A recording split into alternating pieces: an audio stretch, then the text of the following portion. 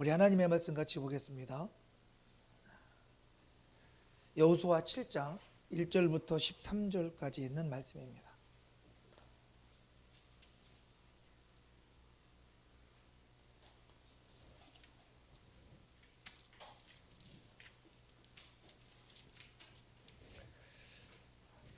실장을 다 읽어야 마땅하지만 7장 1절부터 13절까지만 읽도록 하겠습니다. 우리 함께 교독하겠습니다. 오늘은 여러분이 먼저 읽도록 하겠습니다. 시작.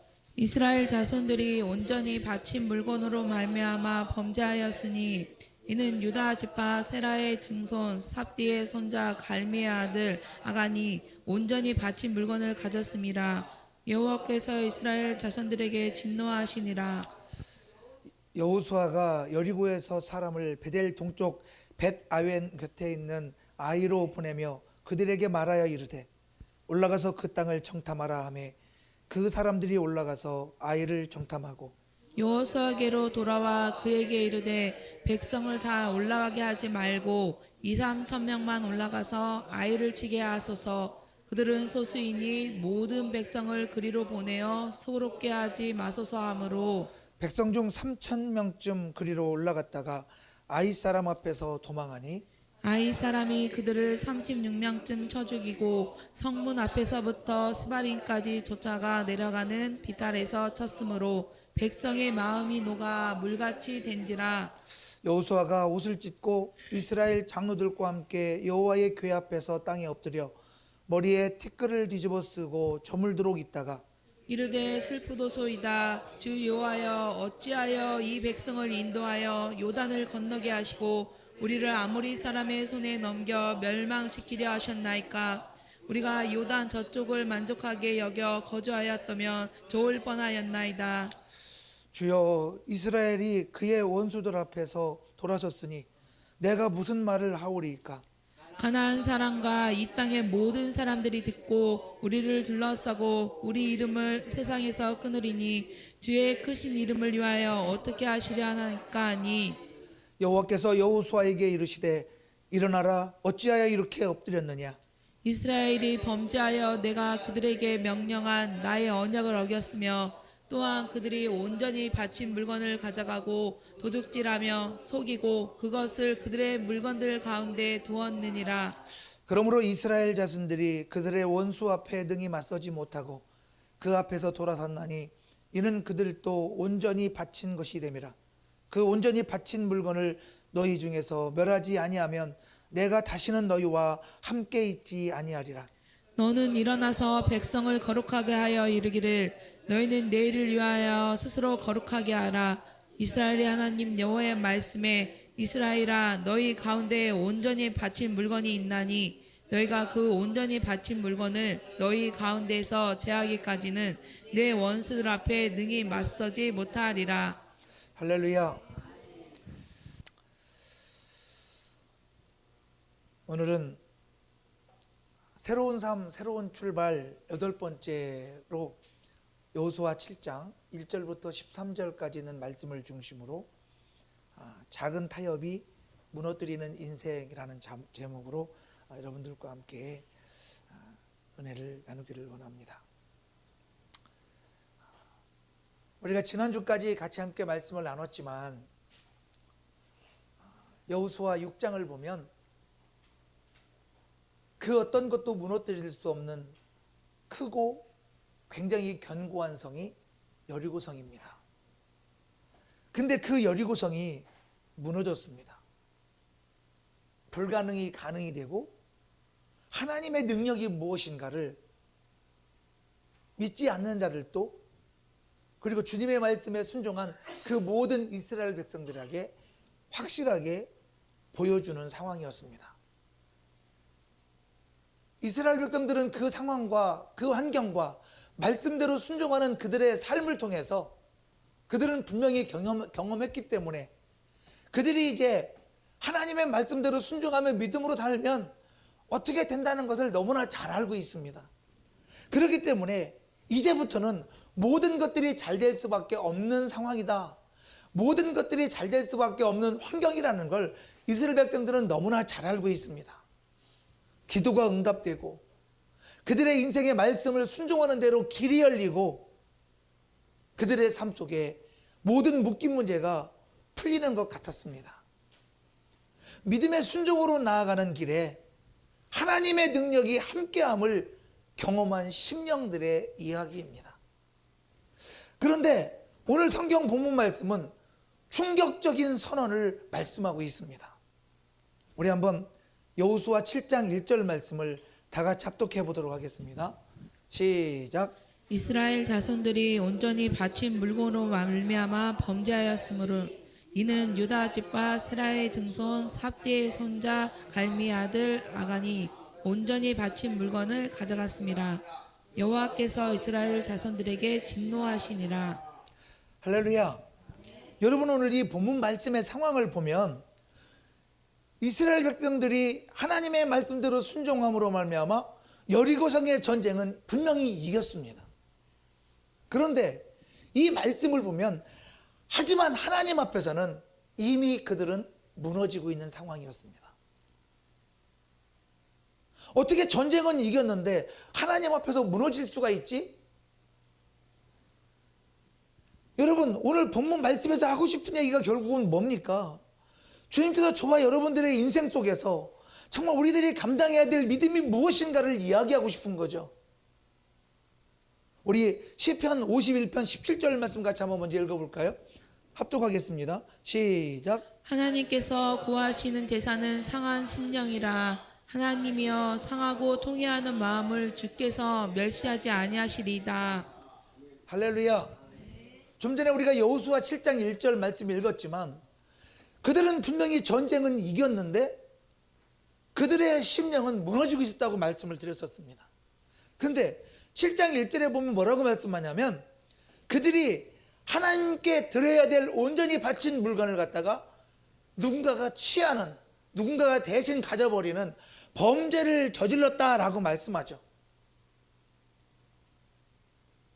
그러므로 하나님께서 이스라엘 자손에게 진노하셨다라고 말씀합니다. 여러분, 이 상황과 오늘 본문 시편 51편 17절에 있는 말씀을 같이 보면 하나님께서는 아무리 지금 상황이 좋고 정말 그 말씀대로 순종해서 이기는 상황이라 한다 할지라도 하나님은 우리의 중심을 보시는 하나님이시라는 겁니다. 하나님께서 구하시는 것은 상한 심령이다 라고 말씀하고 계시지 않습니까? 정말 하나님 앞에서 자신을 돌아볼 줄 아는 사람이 되라는 겁니다. 하나님의 말씀 앞에서 내 잘못된 방향을 회개할 줄 아는 사람이 되어야 된다는 겁니다. 하나님께서 정말 저와 여러분들에게 원하시는 것은 우리들이 가는 길에서 언제나 우리는 하나님 앞에서 나를 발견할 줄 알아야 된다는 거예요. 아간은 자기의 인생 속에서 손대지 말아야 될 것에 손을 댐으로 말미암아 아간 한 사람이 아니라 이스라엘 백성 전체에게 진노가 임했음을 오늘 본문은 말씀하고 있습니다. 그러므로 여러분, 저와 여러분들에게 오늘 주시는 메시지는 우리가 겉으로는 승리하고 있어도 속이 무너지면, 내 심령이 무너지면, 내 심령이 하나님을 바라보지 않고 상황을 바라보고 환경을 바라보면 인생은 이미 무너진 것이다 라고 말씀하고 있다는 겁니다. 우리 한번 잠언 4장 23절 말씀 같이 한번 읽어볼까요? 합독하겠습니다. 시작. 모든 지킬 만한 것 중에 더욱 내 마음을 지키라. 생명의 근원이 이에서 남이니라. 할렐루야. 여러분, 그러므로 이렇게 말씀합니다. 여러분, 생명의 근원이 어디서 나오는지 아십니까? 우리의 마음 가운데 있습니다. 내 마음이 누구를 향하여 있고 무엇을 향하여 있고 어디를 향하여 있느냐는 겁니다. 그래서 너희는 무릇 지킬 만한 것 중에 더욱 내 마음을 지켜라. 이 마음에서 생명의 근원이 나온다고 말씀하잖아요. 결국 저와 여러분들의 예수 믿는 그 믿음 안에서 내 안에 생명의 근원이 있다는 거잖아요. 하나님의 주신 주들러온 은혜가 내 안에 나를 살리는 생명의 근원이라고 말씀하는 거잖아요. 그러나 아간은 하나님의 말씀을 순종하기보다 물건에 욕심을 부린 거잖아요. 환경과 상황에 욕심을 부린 거잖아요. 여러분, 저와 여러분들의 이생의 자랑, 육신의 소욕, 바로 그런 것들에 욕심을 부리면 하나님을 온전히 바라볼 수 없는 상태로 저와 여러분들의 심령이 문제가 생기는 거잖아요. 그래서 온전히 주님 앞에 기도할 수 없고 온전히 주님의 말씀을 순종할 수 없는 거잖아요. 오늘 이 이스라엘 백성들을 보면서 우리는 그런 것들을 볼 수밖에 없는 거예요. 결국 하나님은 어떤 결과를 원하시는 것이 아니라는 겁니다. 우리의 마음을 보고 계시다는 거예요. 정말 우리가 겉으로 볼 때는 여리고 전쟁을 이기고 모든 것들을 승리로 이끌었다 한다 할지라도 정작 내 마음이 망가져 있으면 그거는 아무것도 아니라는 거잖아요. 하나님은 결과보다 내 마음을 보시는 하나님이시다. 하나님은 나의 겉사람보다 내 속사람을 보시는 하나님이시다. 하나님 말씀하지 않습니까? 하나님은 저와 여러분들을 외모를 취하시는 분이 아니시라고. 오늘도 정말 주님을 사모하고 주님신주대로 은혜 안에서 믿음으로 살아가는 저와 여러분의 속사람이 하나님만을 사모하는 저와 여러분 모두가 되시기를 주님의 이름으로 축원합니다. 그러므로 오늘 이 시간에 하나님 앞에서 우리의 속사람을 점검하고 하나님 마음에 합한 자로 다시 회복되는 은혜의 시간 되시기를 예수 이름으로 부탁드리겠습니다. 그러면 첫 번째로 여러분, 이스라엘 백성들이 여리고성을 함락하고 이미 전쟁은 승리했지 않습니까? 근데 승리, 그 다음이 얼마나 중요한가? 한순간 방심하면 그 다음이 더 위험해진다는 겁니다. 오늘 그 사실들을 오늘 본문 말씀들을 통해서 우리에게 보여주고 있는 거죠. 조금 길지만 여호수아 7장 2절부터 5절까지 있는 말씀을 같이 한번 다 같이 교독해 보도록 하겠습니다. 좀 기니까 교독하겠습니다. 제가 먼저 읽겠습니다.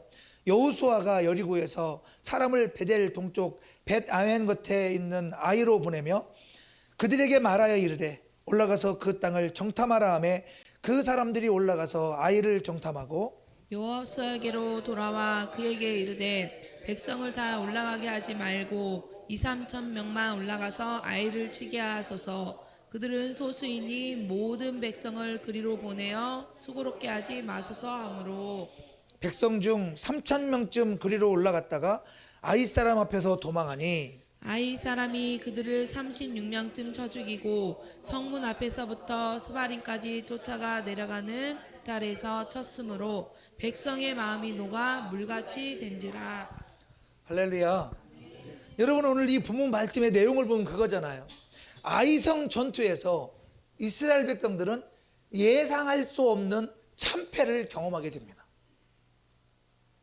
여리고성이라는 엄청나게 견고하고 굉장히 큰 성도 함락시키고 전쟁에서 이겼는데 아주 조그만 성 아이성 앞에서는 어처구니 없이 무너져 버리잖아요. 참패를 당하잖아요. 여러분, 그 이유가 뭔 것 같습니까? 여러분, 아이성에 있는 적이 엄청나게 강해서 그들 앞에서 참패를 당할 수밖에 없던 것입니까? 아니면 전략이 부족하고 뭔가 엄청난 문제가 있어서 그들이 참패를 당한 거냐는 거예요. 우리 여호수아 7장 11절 다시 한번 읽어볼까요? 다 같이 합독하겠습니다. 시작. 이스라엘이 범죄하여 내가 그들에게 명령한 나의 언약을 어겼으며 또한 그들이 온전히 바친 물건을 가져가고 도둑질하며 속이고 그것을 그들의 물건들 가운데에 두었느니라. 할렐루야. 여러분 보십시오. 오늘 본문을 보면 문제는 아이성이라는 적에게 문제가 있는 것이 아니었습니다. 환경도 그 무엇도 문제가 아니었죠. 내부에 있는 이스라엘 백성이 범죄하여 하나님의 약속을 어겼기 때문이다라고 오늘 본문은 말씀하고 있습니다. 무너져 내린 이유는 이스라엘 백성이 범죄했기 때문이라는 거예요. 그의 속사람이 무너져 내렸기 때문이라는 거예요. 여러분, 그러므로 저와 여러분들이 주님 앞에 믿음으로 서는 것이 얼마나 중요한 것인가를 우리에게 잘 말씀해 주고 있는 거죠.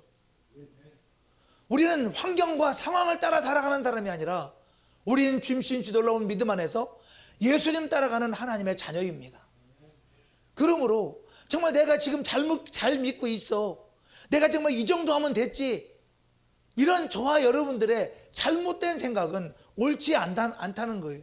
우리 고린도전서 10장 12절 말씀 한번 읽어보겠습니다. 합독하겠습니다. 시작. 그런즉 선줄로 생각하는 자는 넘어질까 조심하라. 할렐루야.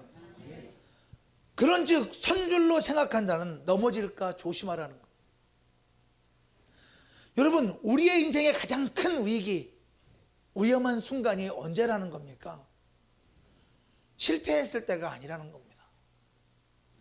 저와 여러분들이 넘어졌을 때가 아니라는 겁니다. 저와 여러분들이 잘 될 때가 문제라는 거예요. 성공했을 때가 문제라는 거예요. 여러분, 저와 여러분들이 은혜 받은 그 이유가 문제라는 거예요.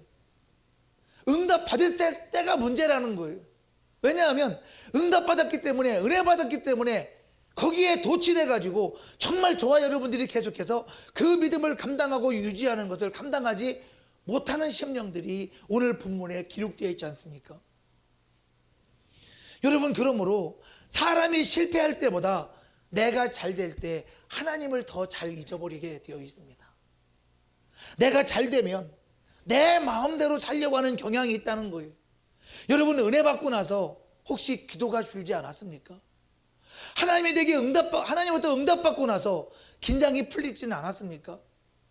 내가 하나님께 이 정도 하면 됐지 뭐 하는 이런 마음으로 오늘 주님 앞에 정말 내가 서 있다면 지금이 가장 위험한 때라는 겁니다. 그러므로 여러분, 정말 바로 이 순간 마귀의 관계가 정말 마귀가 가장 강력한 공격으로 저와 여러분들을 공격한다는 사실을 깨달아야 된다는 거예요. 승리 이후에도 계속해서 무릎 꿇고 믿음으로 정말 하나님이 기뻐하시는 그 믿음의 자리로 나아가는 사람, 그 사람 되기를 주님은 원하고 계신 거죠. 여러분, 그러므로 정말 우리가 더욱더 섰다고 생각할 때 방심하지 않는 저와 여러분 되시기를 주님의 이름으로 축복합니다. 더욱더 깨어 하나님의 약속의 말씀을 의지하고 기도하며 하나님의 영광을 드러낼 수 있는 저와 여러분 모두가 되시기를 주님의 이름으로 축복합니다. 두 번째는, 주님은 저와 여러분들의 인생 속에서 작은 죄도 절대 작지 않다고 말씀하시는 거예요. 여러분, 죄는 다 죄인 거잖아요. 죄가 크면 지옥 가고 죄가 조금이면 지옥을 안 가는 게 아니잖아요. 다 죄는 죄인 거예요. 우리 다시 한번 여호수아 7장 1절 말씀 다시 한번 읽어볼까요? 합독하겠습니다. 시작. 이스라엘 자손들이 온전히 바친 물건으로 말미암아 범죄하였으니 이는 유다 지파 세라의 증손 삽디의 손자 갈미의 아들 아간이 온전히 바친 물건을 가졌음이라. 여호와께서 이스라엘 자손들에게 진노하시니라. 할렐루야. 보면 중간 부분에 아간이 온전히 바친 물건을 가졌다라고 말씀하죠. 어떻게 보면 아간이 한 일은요, 겉으로 보면 아주 적은 조그만 일일 뿐인 거예요. 전쟁 중에 물건 조금 숨긴 거잖아요. 전쟁 중에 조금 숨긴 그 물건 아무도 모르는 죄잖아요. 근데 오늘 성경은 그 결과가 무엇이라고 말합니까? 아이성, 아주 조그만 성이지만 거기를 정탐하러 갔다가 전쟁의 패배로 말미암아 공동체가 붕괴되는 상황까지 이르게 됩니다. 36명이라는 사망자, 생명의 손실을 일으키게 됩니다. 하나님의 진노가 무엇인지를 경험하는 시간이 됩니다. 아주 조그만 것, 그냥 조금 숨긴 것 뿐인데 그 조금 숨긴 것이 공동체의 붕괴, 수많은 사람의 생명을 앗아가는 사건을 만들어가는 오늘 이 본문의 이 말씀들을 다시 한번 묵상해 보시기 바랍니다. 우리 아가서 2장 15절 말씀 읽어볼까요? 합독하겠습니다. 시작. 우리를 위하여 여우 고 포도원을 허는 작은 여우를 잡으라.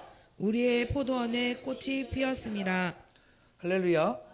우리를 위하여 여우 곧 포도원을 허무는, 포도원을 망가뜨리는 작은 여우를 잡으라는, 그 작은 여우가 아무것도 아닌 것 같지만 그 포도원을 허물므로 말미암아 타격이 있다는 거잖아요. 인생을 무너뜨리는 것은 큰 죄가 아니라 작은 죄가 반복되는 그 상황들을 통해서 인생이 무너지는 거잖아요. 그러니까 하나님 앞에서는 작은 죄라는 개념 자체가 없는 거예요. 그 죄 자체가 문제인 거죠. 우리 히브리서 12장 1절 2절 말씀 한번 볼까요? 다 같이 합독하겠습니다. 시작. 이러므로 우리에게 구름같이 둘러싼 허다한 증인들이 있으니 모든 무거운 것과 얽매이기 쉬운 죄를 벗어버리고 인내로써 우리 앞에 당한 경주를 하며 믿음의 주여 또 온전하게 하시는 이인 예수를 바라보자. 그는 그 앞에 있는 기쁨을 위하여 십자가를 참사 부끄러움을 개의치 아니하시더니 하나님 보좌 우편에 앉으셨느니라. 할렐루야. 죄가 오늘 본문 보면 죄가 작아서가 아니라는 거잖아요. 죄가 작아서가 아니라 아닌 줄 알면서도 타협하는 나의 연약함 때문에 그것이 위험한 것이라는 걸 얘기하고 있어요. 오늘 본문 보시면 모든 무거운 것과 얽매이기 쉬운 죄를 벗어버려라 라고 말씀하지 않습니까? 모든 무거운 것, 저와 여러분들을 무겁게 짓누르는 수없이 많은 나의 인생의 염려, 걱정, 근심, 그것뿐만 아니라 수없이 많은 문제들, 그걸 주님 앞에 벗어버릴 수 있는 저와 여러분 모두가 되시기를 주님의 이름으로 축복합니다. 그리고 얽매이기 쉬운 죄를 벗어버리라는 거예요. 나를 자꾸 올무로 옮는 그런 죄를 벗어버리라는 거예요. 혹시 여러분 안에 혹시 이런 건 없습니까? 아까도 말씀드렸지만 이 정도는 괜찮겠지, 이거는 아무도 모르니까 나중에 정리하면 되지. 여러분, 그러나 하나님은 말씀하십니다. 그 작은 것이 결국 너를 무너뜨린다는 거예요. 그러므로 우리가 바라봐야 할 분은 믿음의 주요 온전케 하시는 이인 우리 주 예수 그리스도다라고 오늘 본문은 말씀하고 있습니다.